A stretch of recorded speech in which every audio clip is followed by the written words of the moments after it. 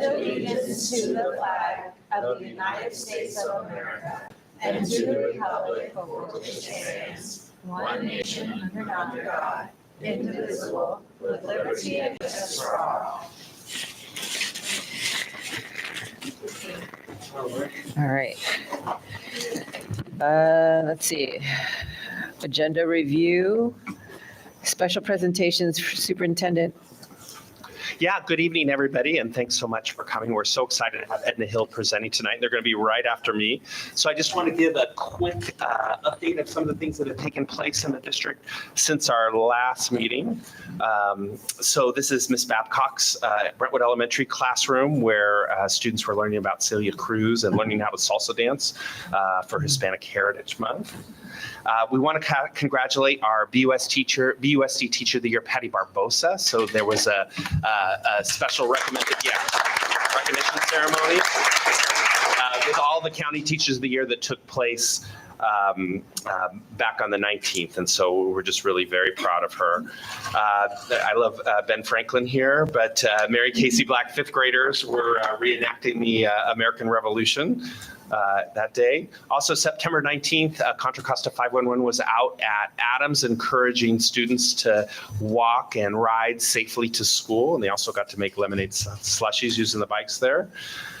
September 20th, Loma Vista fourth graders were out participating in a Gold Rush Day where they got to do lots of different activities, bringing them back to the 1840s there, 1850s.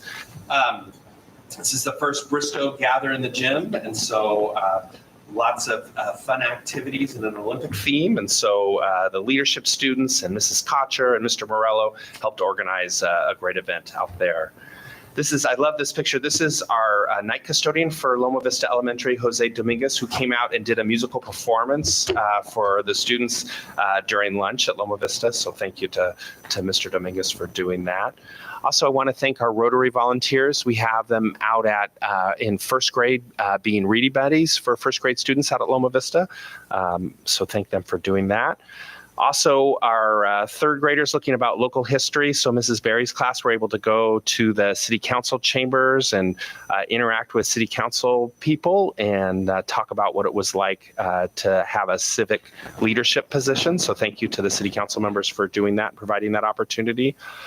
What an incredible day it was on the 25th to celebrate the dedication of Isaac R. Montañez Elementary School. And I think my favorite moment of all was when Ike was up there speaking and 16 of his fourth grade students stood up in the bleachers just there to celebrate him 50 years later, and what an impact he had on them. So it was really a beautiful job. I want to thank Nicole. I want to thank Daniel Dobbin. I want to thank Uma for all that she did out there to make that happen. Just so many people put that together. So thank you, everybody, for making such a special day. Let's see. So this is Mrs. Steele's fifth graders getting into their FOSS science kits here and separating mixtures out there. And this is a nice Eagle Scout project. We always love when a former student comes back and completes an Eagle Scout project. So this is Adam, who was a former Marsh Creek Hawk and came out and did this wonderful project. And then each of the students working with the art docents got to paint a unique and special rock that talked about belonging in the community. So that's out there when you get a chance to see it. Also, Adams has this consumer arts program going. They were making pizzas here this day. And so we just want to announce to all the parents that are watching that your students can make their own food when they're home. So don't let them tell you that they can't. Harvest Grove is having their Art Wednesdays. And so they're out at the Brentwood Community Center. It's open to all their students. Some great artwork done here. And then I want to congratulate our special educators of the month. And so Andrea out at Cray, Katie Human out at Adams, and Marie Jose out at Guerin and Ron Nunn. Just wonderful, wonderful special educators. We're so lucky to work with all of them. Emil J. Geddes did the welcoming at the city council and mayoral. It's not a debate, it was a forum, right? It was a forum that they had there at the Emil J. Geddes candidate forum, and so Emil did a great job, and it was a great event to hear from all the people that are seeking office there. This is our Pioneer, formerly the Pioneer Parents Club, now the Pioneer Parent Collective, who the first Monday of every month go out with coffee and treats for all the staff. I just thought that was a really nice thing to celebrate the staff out there.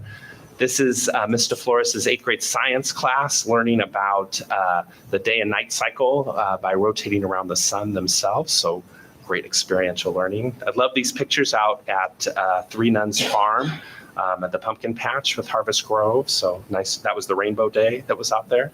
It's a great one.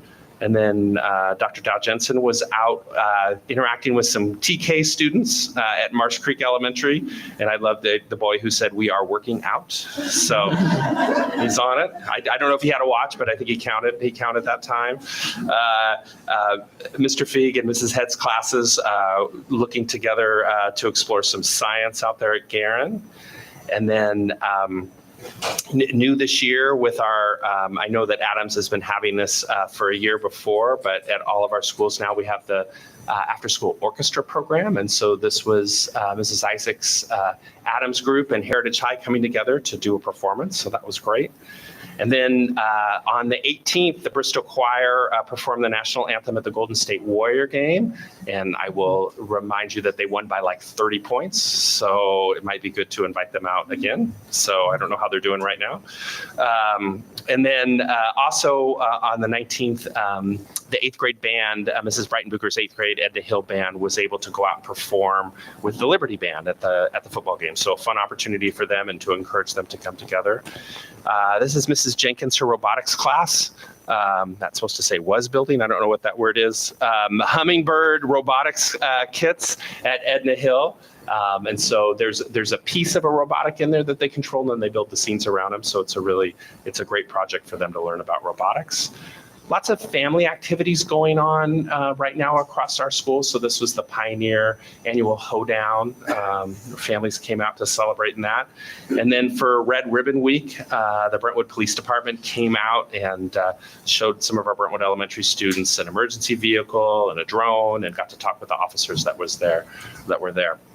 I want to remind everybody that the Turkey Trot is coming up obviously on Thanksgiving in November. So make sure you sign up for that. I think the prices go up really soon if you haven't signed up. And then one other thing is, this is the last board meeting for somebody here. And I wanted just to acknowledge Stephanie Williams-Rogers, who's completed 4 years with us, and thank her for her service. Thank you. All right. Oh, isn't that there? Oh, no, it's not there. All right.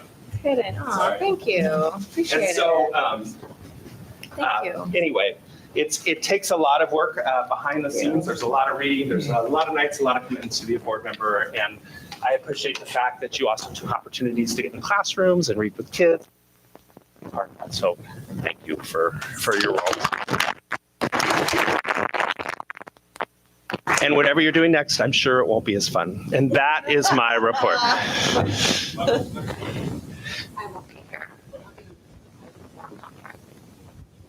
And so Dr. Thornhill will take his seat in December. So I'll just be the 4 of you next time. Yeah. And that's my report. With that, I want to introduce Edna Hill Principal Lenore Badina, who's going to introduce her team.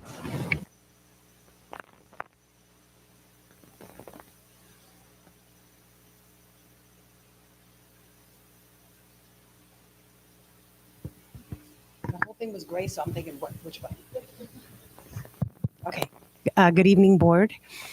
Dr. Eaton and cabinet members, thank you for allowing us this opportunity to showcase some of the great things that take place at Edna Hill. This evening, our focus will be on community building, and the focus here is with LCAP goals 4 and 5. 4 for school climate, and our goal is to expand our restorative practices, as well as decrease chronic absenteeism. And also goal 5 is focusing on a well-rounded educational program and looking at those best practices to grow our school. The strategy would be through the use of Tier 1 community building circles. We will build our culture and climate and create an environment of belonging. I wanted to quickly share that tonight with us, we have Mrs. Bernamonte. She teaches our community building classes, and then we have 4 of our students from that class. We have Cassidy, and then we have Naomi and Lydia and Sharanya. And so I wanted to share really quickly that this journey for us began about 2 years ago, where we focused on our staff and building that community first. And they had tier 1 community building circles training. And then last year, we thought, why not bring that into the classroom so that the students are more the ones that are really pushing it? And so we created a community building class, and those students are going to share what they've done. And we just want to continue to grow that. And so I'm going to now pass it on over. Thank you. This part? Just next? All right. All right. So, hi, I'm Miss Bernamonte. I teach community building out at Edna Hill. I have with me 4 of my amazing 8th graders. They are truly so incredible. I'm so lucky to teach them. A lot of them, I've had them for 2 years now. So I was excited when I saw they signed up for the class again, because it tells me they really believe in what we're doing. When it comes to tier 1 circles, we're holding circles within the community. It serves as a year-long elective. And so it's 7th and 8th graders that are able to apply for this class. And then those have to be kids who really want to make a difference on campus, because it is not an easy class to take. We do ask a lot of our students. We put a lot of responsibility on them. And I cannot think of a better class to take on this responsibility. This is recently, as of this year, we're also including this in the elective wheel. So that means all 7th graders will have the chance to be in a community building class for a quarter. That way they can really see and experience it. And then if they choose to sign up for the elective class the following year, they'll know a little bit about what to do when they join the class. Our community building circles are done throughout our school. What I mean when I say the kids need a lot of respect is they are sent out into classrooms. They create, facilitate, and conduct the entire circle all by themselves. I look over it, I say, yep, that looks great. And then they go out and do it. So they are really taking on the responsibility.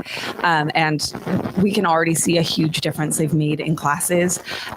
Real quick, I just want to share, in our class, we always say crying is healing. And we cry probably, I don't know, once a week, once a month. But it's an amazing class that we all feel comfortable enough to do so and to share what's going on and to have that community and support. And these students are going to talk a little bit about what it means to them. So without further ado, they're going to go ahead and share exactly what community building means to them and why it's such an impactful class. And that's going to be our link.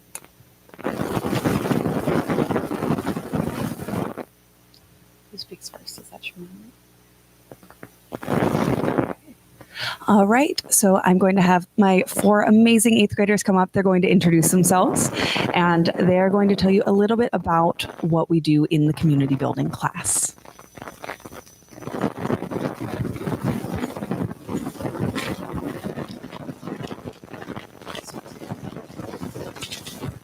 Hi. Hi. My name is Naomi.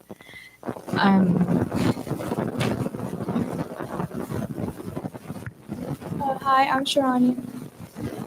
Hi, I'm Lydia. Hi, I'm Cassidy.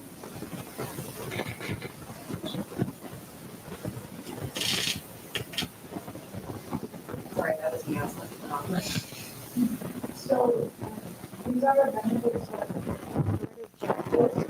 So, currently, the National Education Association ruled that so 35% decrease in out-of-school rent and 15% increase in in-school rent, as well as a 38% reduction in costs. These are pictures from last year's community building class named Spirit Circles at elementary school. So the story just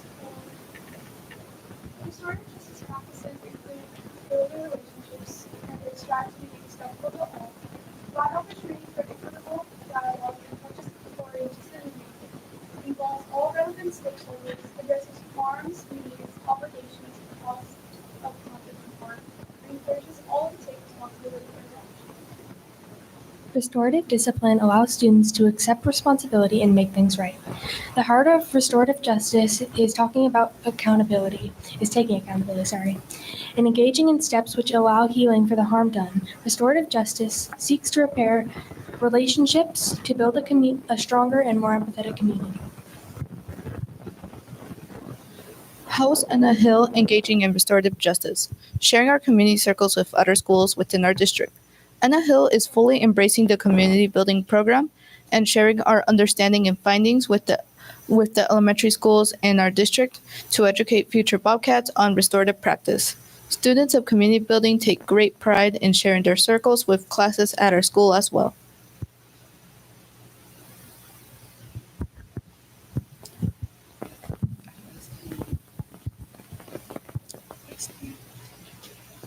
So to me, community building, it's a safe place for everyone, literally everybody. Like, it's a place where you can cry, laugh, have fun, express yourself. This is great for students, especially middle school students, because middle school is a very, very hard time for kids. What community building means to me is that it's really become a safe place where I can rewind from my day, and it's honestly made me a more empathetic person, which I used to struggle with, and I think it's a class that everybody should be able to experience at least once. Community building made me feel included or heard. Growing up and even now, I feel left out and nobody heard how I felt. But in community building, I feel that I'm included in everything and heard, especially during restorative circles. And I believe that is something that should be shared around Edna Hill. To me, community building is a class where I can go to feel safe, heard. Community building is also a class that makes me want to go and feel glad to go to school because I get a joyful break from the stress school can cause. Thank you, guys. I appreciate you. I have linked on this profile, which is available for all who have the link, and it has all different slideshows the students have made where it's sharing why they feel that community building is beneficial and how it's impacted them personally. So if you wanted to look a little bit more into that, every single one of our students made a heartfelt slideshow, and it made me so proud going back and reading them. I am so proud of this group and everything they have done. So thank you so much, you guys.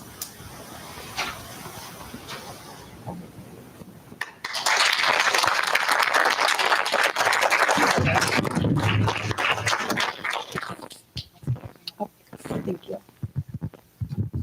Really quickly, there's one more slide, and it's. Okay, it's okay. All right. So we asked our staff members after doing community circles, after sending our students out to do community circles in the classroom, how did they feel that went? What did they think that was learned from it? What was gained from it? And these are just some of the responses from the staff members. One of our staff members said it really levels the playing field and it makes it so that all students are able to feel included. In middle school, especially as Naomi said, it's a hard time. I remember middle school. I'm sure all of you guys do too. It's an awkward time. So having a place where we can all feel included, including staff members, students, we all feel like we're one big group, and I want to see the students succeed. And I know my students want to see me succeed. And I think that is in large part due to community circles. We also said that our sixth grade teacher also said that students were influenced to step out of their comfort zone. It is really uncomfortable at first. That first circle, you sit in silence. And I tell them, you know what, don't speak unless it feels right to do so. If it feels right to sit in silence, we'll sit in the awkward silence.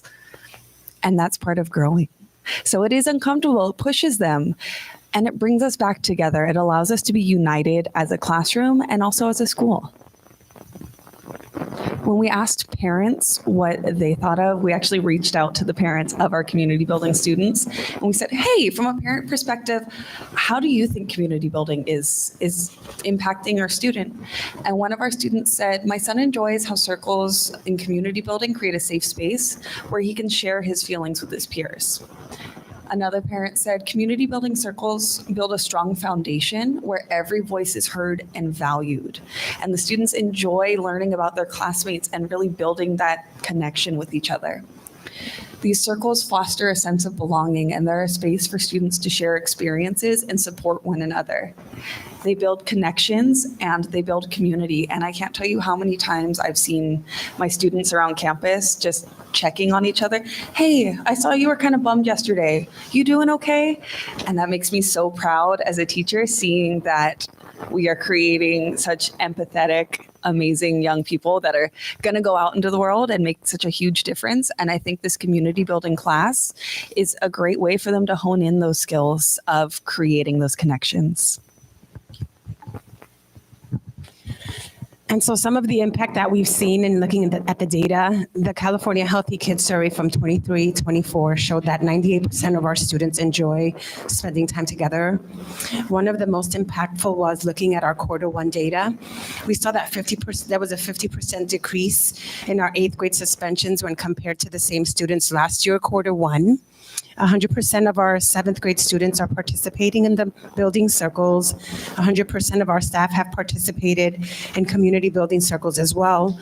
And they encourage students to come in and participate. And also 100% of our certificated staff have been trained to facilitate community building circles within their classroom communities.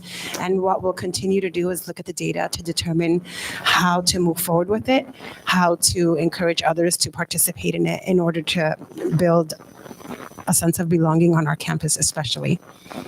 Thank you for being here and participating. Do you have any questions?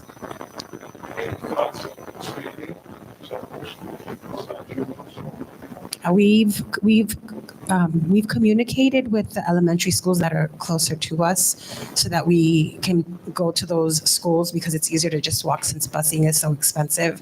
And we've participated in circles. We welcome other schools coming and visiting and seeing the impact that it has had on our site. And so we welcome that and we're open to it. And we're a community, so sharing and looking at what's working is important. It's the overall suspension rate. So.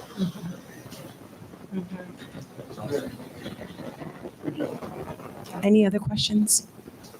Not all 6 of the students that we thought would be here are, because some made it to the finals for soccer and they had practice this evening. Nice.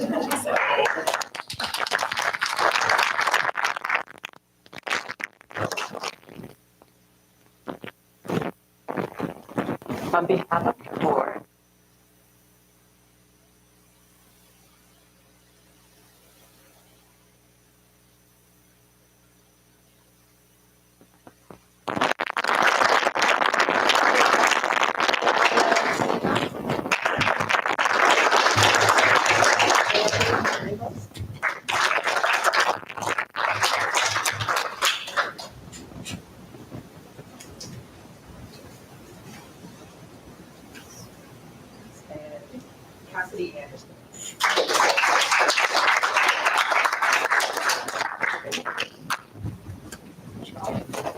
Thank you so much, Edna Hill. You guys did a great job, and we so appreciate having you tonight. And thank you for not having your soccer team make the playoffs, if that's what happened, or if you're not playing soccer. But thank your friends as well for participating. Parents, you're more than welcome to stay for the meeting if you'd like. But it's also, we know it's a school night. If you'd like to go at this time, you're more than welcome to as well. So thank you again, Edna Hill. I'd run if I were you guys. It's all downhill from there.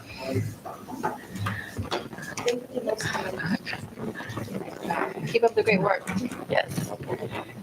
Are there any public comment cards? Move that we open public comment. Second. All in favor, say aye. Move that we close public comment. Second. All in favor, say aye. Aye. All right. Okay, next we have consent items 8.0 to 8.11. Anybody want anything pulled? Nope. Nobody wants anything pulled. I'll make a motion that we approve consent items 8.0 through 8.11. Second. All in favor, say aye. Aye. All right, and hearings and appeals, there were none. Presentations, report out of closed session. None. 10.1, expulsion of student 09-2024-01. Move that we approve item 10.1, the expulsion of student Second. 092024-01. Second. All in favor, say aye. Aye. Okay, I'll do the motion to approve expulsion under 10.2, expulsion of student -09-2024-02. Second. all in favor, say aye. Aye. This is for 10.2. I'll make a motion I on, will, I say no to No, that. that was 10.3. 10.3. 10.2. Rejection. So 10.2 is what we're on right now. I'm saying no. Okay. Thank you. 10.3, I'm making a motion that one gets pulled for a future date. So we don't even have to vote on it. Yeah, I think you would vote to reject the stipulated Okay, I'll expulsion. make a motion that we reject expulsion of student 09-2024-03. Second. All in favor, say aye. Aye. And 10.4, expulsion of student 09-2024-04. I'll make a motion that we approve the expulsion of student 09-2024-04 with the stipulation that we added during closed session. Second. All in favor, say aye. Aye. Aye. All right, next, 10.5, board priority, goal update, prioritize and implement district equity plan. Okay, we have some presenters coming up.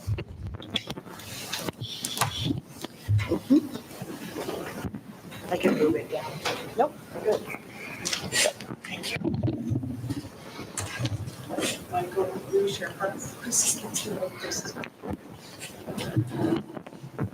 Good evening, everybody. I would never get close enough here. There we go. Tonight, we're going to update you on one of our board priority goals. There we go. These are our 4 board priority goals. The next one, the one we're talking about tonight, is the equity plan, and we're going to discuss how we prioritized and integrated the equity audit recommendations. So you can go to the next slide. So basically, we took the equity audit recommendations that came in the audit plan. There's kind of a picture of it. That was a multi-page document.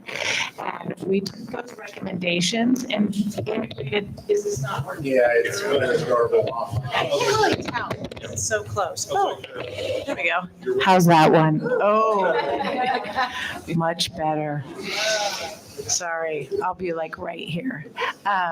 So we took the equity audit recommendation. That's a multi-page document, still not getting close enough. There we go. And integrated them into the board priority goals, the main 4, but we also wove them into all district practices, kind of district-wide. This one is also not working. I'm just going to have to stay really close. The reason we're all here is because these recommendations span all of our departments. So tonight you'll hear an update on community celebrations, on diversifying staff, on the ongoing equity work with the culture and climate committees, and also on the EL master plan. So it's woven throughout. Okay, the first section is mine. These are the areas that the C&I department is responsible for in goal number 4. So we are continuing to update our community celebrations lessons, and I'll talk about what that looks like in just a minute. We have a really solid and beginning draft of our EL master plan, and then beginning to research and look at dual language programs as part of the goal, the actions in goal 4. So a lot of words here, but basically for our community celebrations lessons, we continue to make changes and updates based on feedback. There's a couple of particular areas we're focused on. Up until this year, TK and K did the same set of lessons. We now have TK lessons for the first time. We also have had to continue to build lessons for middle school because at many sites they're administered during advisory, which is multi-grade level. So we have to have a 3-year cycle so they don't see that same lesson. So this will be the 3rd year of that. We continue to develop teacher guidance documents, collect feedback, put all of our community celebrations lessons on the webpage so the community can access. And we also have formed a really strong community celebrations committee that is meeting with site admin to plan together how to really deepen belonging and community at sites. There's a few great pictures of some things from classrooms around our community celebrations work. You can see there's something there about family and what is a family, community, and then the remainder of that is all around Hispanic Heritage Month. In terms of the work that we are responsible for in curriculum instruction around our master plan, EL master plan and dual language, we have a strong EL master plan built. Our target for completion is June 2025. I'm really excited to share that we have partnered with a group from Loyola Marymount University that actually wrote the playbook for writing EL master plan. So expect us to have a really quality product there. And then we've started to do the research around dual language programs and looking at what other districts are doing and best practices regarding dual language. So we'll continue that work and looking at the viability and options for us in implementation. So we continue our commitment to diversifying our staff as part of our goal, recruit and retain employees to increase the diversity of our highly qualified staff, both certificated and classified, to more closely represent that of our student population. Some of the things that we've implemented so far is the expansion of our outreach to more diverse job boards and online recruitment, job fairs, actively seeking applicants. We're not waiting for applicants to come to us. We're going out and talking to them. We added our East County Job Fair. We saw a much more diverse group coming to us than the county job fair. Seeing dramatic increase in diverse applicants. We changed our postings to indicate that we were looking for bilingual or multilingual preferred candidates. We diversify our interview panels, and we're sending postings to our equity partners for them to share out, and then diversify our staff members at our job fairs as well. Some of the data, this is a snapshot from 2019, 2020, 2023, 2024, and then this year, 2024, 2025. And you see some increases there. And this year, I do want to point out that although the Black African-American increase and Hispanic employees only increased slightly, we also had some employees that left us, either moved out of state, moved out of the area, or left education. And so we were able to recruit to replace, and then also to add some. Also, when it comes to African-American Black employees, I do want to point out that some of our classified staff that left us, we actually increased with teachers that are Black or African-American. And so we did see some increase there, as well as 2 or more races. Okay, so part of the work that we are continuing with our equity committee, our diversity, equity, inclusion, and belonging committee in spring, we shared about this in June, but to remind you that we had spent some time looking at our next steps, and part of that was finding which group we would be working with for our professional development. So we spent some time with the Canizales group and then Dream Gunter's group, which is called J6, and we spent time with how we would be looking at our next steps with them. So we started started our first professional development day, which was in July with our certificated staff. And then our second professional development with them will be November 1st for our classified staff. So we're very excited about that. And then ongoing, we have our site-based, we have a district and then a site-based culture and climate committees. And we'll be sharing more about that when you see Justine and I again at our next board meeting, when we talk about behavior and supports. But the real focus for the equity work with culture and climate is really looking at our trends, like what Lenore was talking about with discipline data, and what does that mean, and how does it support the culture of belonging on campuses and the social, emotional support, and then also how does that really focus on inclusion and those biases and trends that we're seeing. Christopher, oh sorry. So we also make sure with those with the professional development for all staff, and we're really focusing on the equity, diversity, and cultural competence. Beyond the actual PD that is for all staff, there's the trainers module that we are really working on, our model that we're working with those groups. So the trainers come in and they really work with our administrators, and then they're taking those specific trainings back to the staff. So we've had a couple of trainings with our admin teams that they will take back to the schools. And there's also mentoring and coaching that we have specifically with Dream Gunter. He's been working with our middle school administrators and really supporting those cultures of those schools. And that's been really, really important and I think really helpful. And so this is just a flyer that we have for our classified staff development day, which will be on November 1st. And just wanted you to see that because it's really, I think, exciting to see that we are definitely focused on our goal of making sure that all of our staff is having the opportunity for that anti-bias training. So are there any questions for us?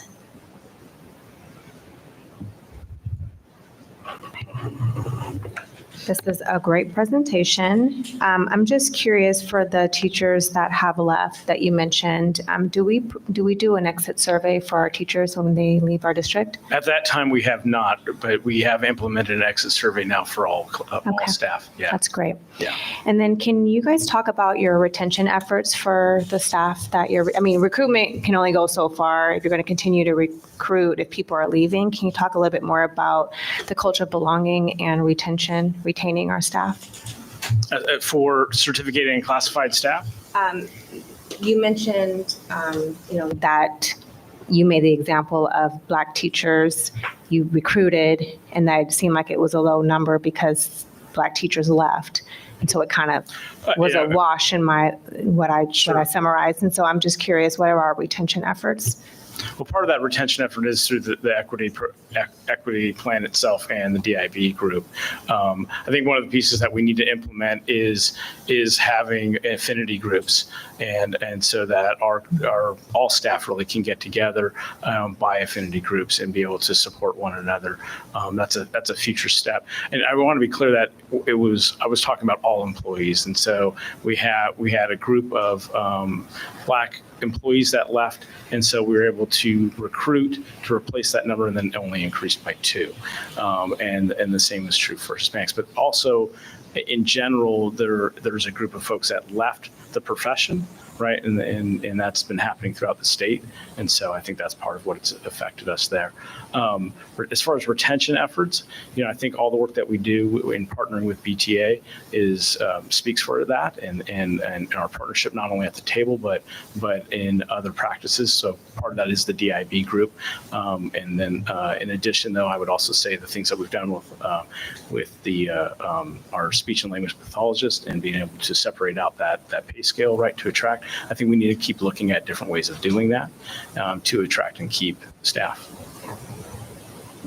I had a question for the slide. Just a quick follow-up on the exit survey. When did the district start implementing that? And then will there be some type of assessment of what is collected in that survey to bring back to the board or the district to see if there's any themes that we're seeing in terms of why staff are leaving our district? Yeah, we just created that over the break. Okay. Yeah, just brand new. Thank you.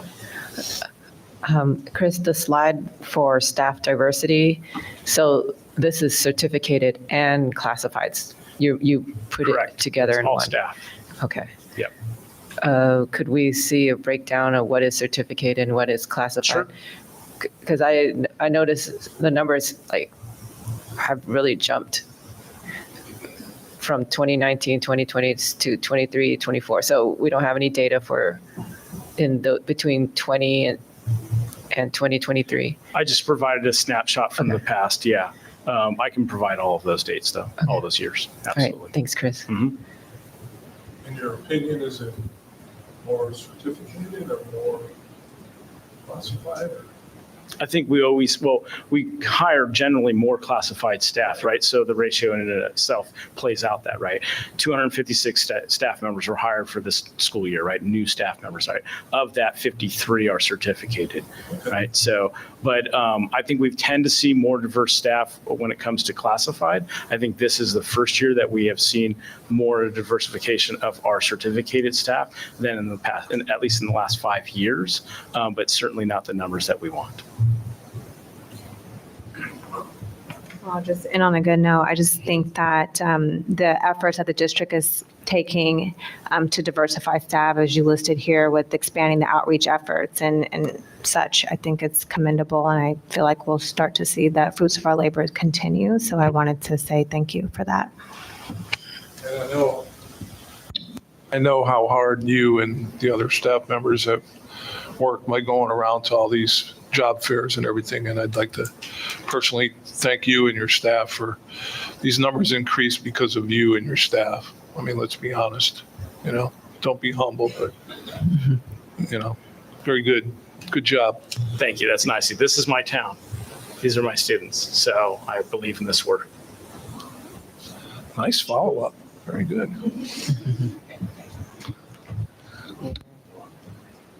Yeah. Okay. Good. All right. Let's move on to. Thanks, guys. Thank you. 10.6, approval of agreement with California Schools Voluntary Employees Benefits Association. Any comment on that? Chris? Yeah, I'm still excited about Scott gave you a nice comment. Sorry, I was just ready to go home. It's kind of like getting a hole in one. So as you know, that we have been working with all of our union groups, and first we brought in checkers to analyze our healthcare program, and really the conclusion we came to is that we have an unhealthy healthcare program. And so as a result of that, working with our health benefits committee and working with an outside consultant that we brought in a year ago, Matt Bittner, we went out to bid, and we had several bids that came back to us, and we are moving forward with VIBA, and that's a decision that the health committee health committee made. And so in part of your board packet, you'll see some of the benefits of that. We're cautiously optimistic. We have a 2-year agreement with them. There is a projected savings of 3%. We'll see how that plays out as we go through open enrollment, if more people come into the program or not. What's positive about VIBA is that we are part of a much larger organization. We're not the largest organization in the group anymore as we were with Keenan. And so it gives us some more buying power. As a result, we're actually partnered with VIBA. Is actually largely in Southern California. We're one of the first Northern California school districts that they're working with. So they have something to prove here in this market.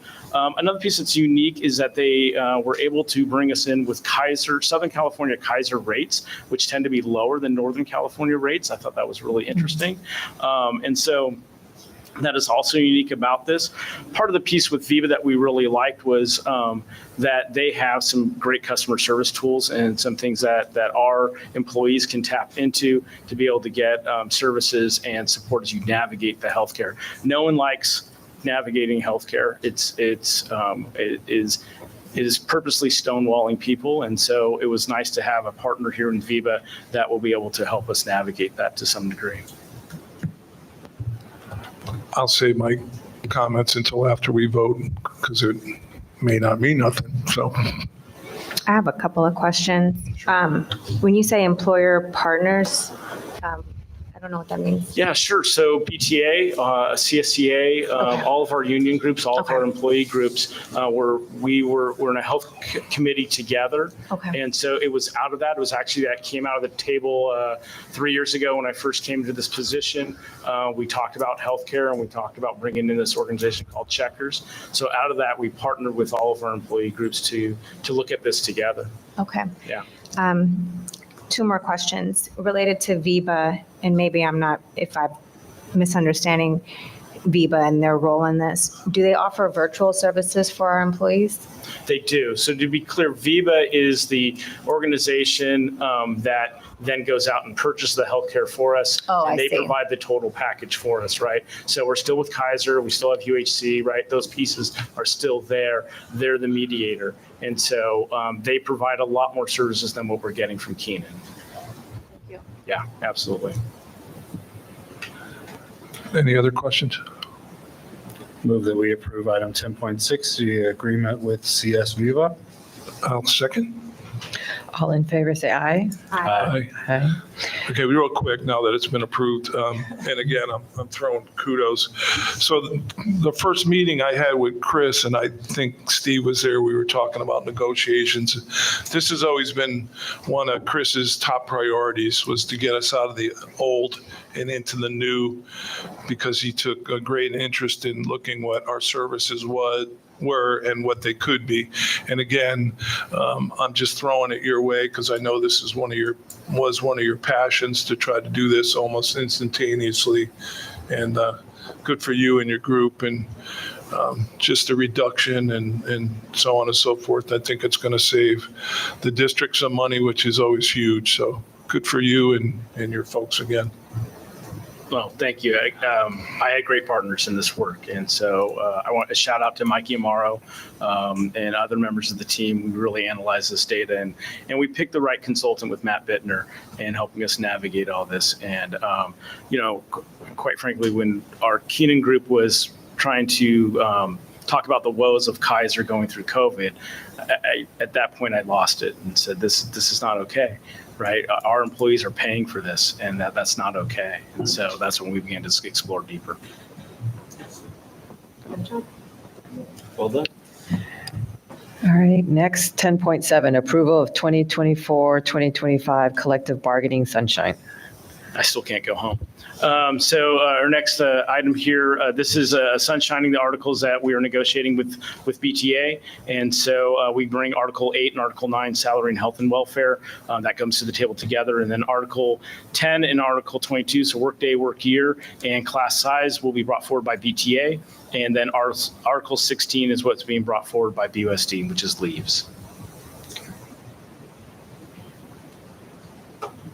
Can you what's the headline here? What's the headline?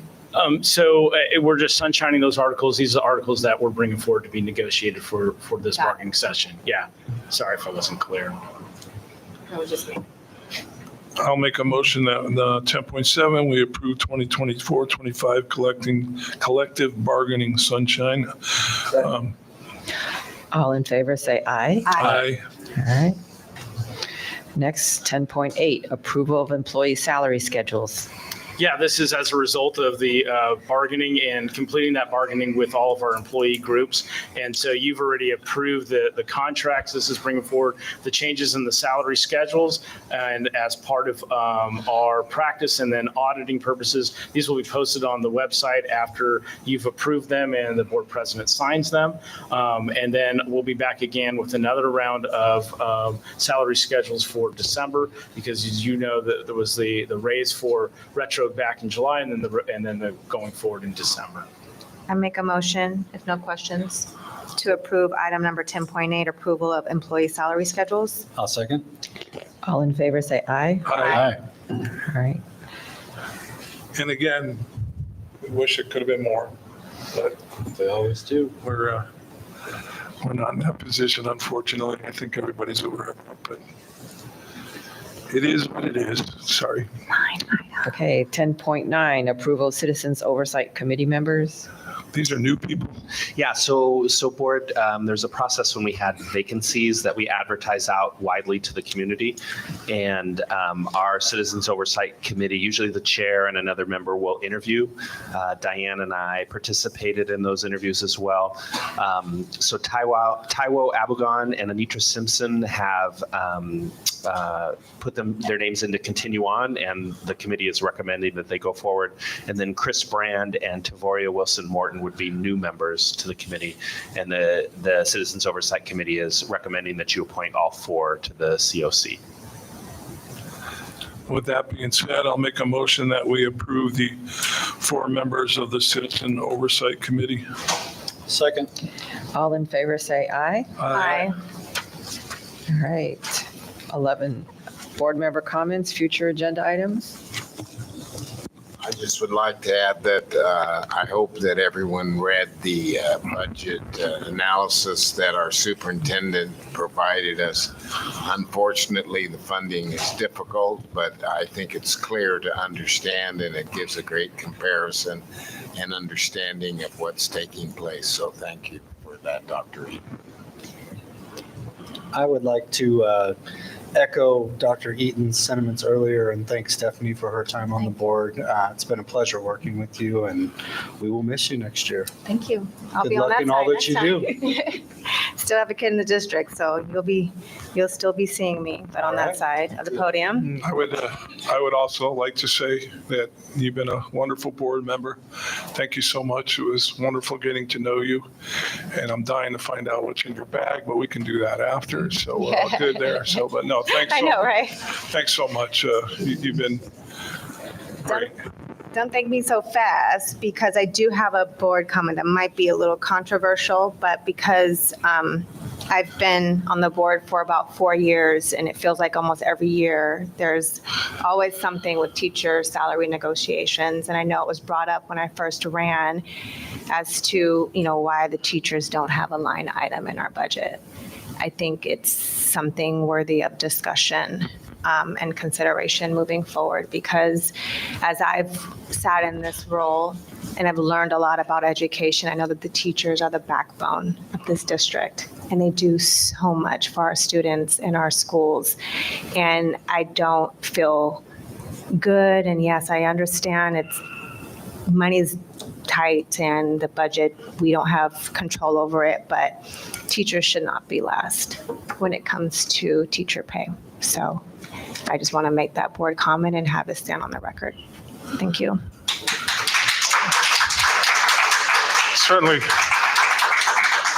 I certainly hope that's not controversial, because it's definitely spot on. So Agreed. Yes, and I wanted to show appreciation for all the work you've done on our board. It's going to be sad not having you here, but I know you're destined for greater things. Well, if anything could be greater than being on a school board. It has truly been a privilege and an honor, seriously, being in this role and in this capacity. I have learned so much about the education system.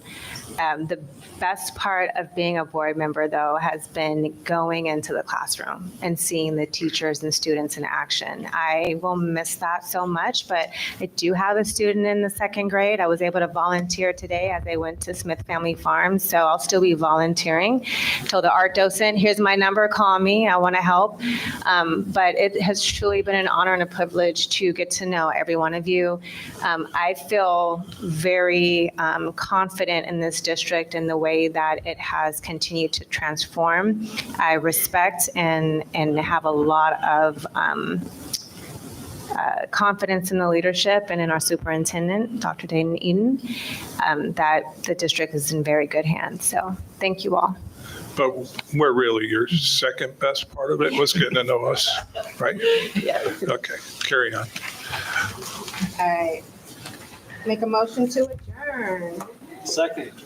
All in favor, say aye. Aye. Next regular board meeting will be held on November 6, 2024 at 6 p.m. All right, thank you. It was really nice. Okay, well, come.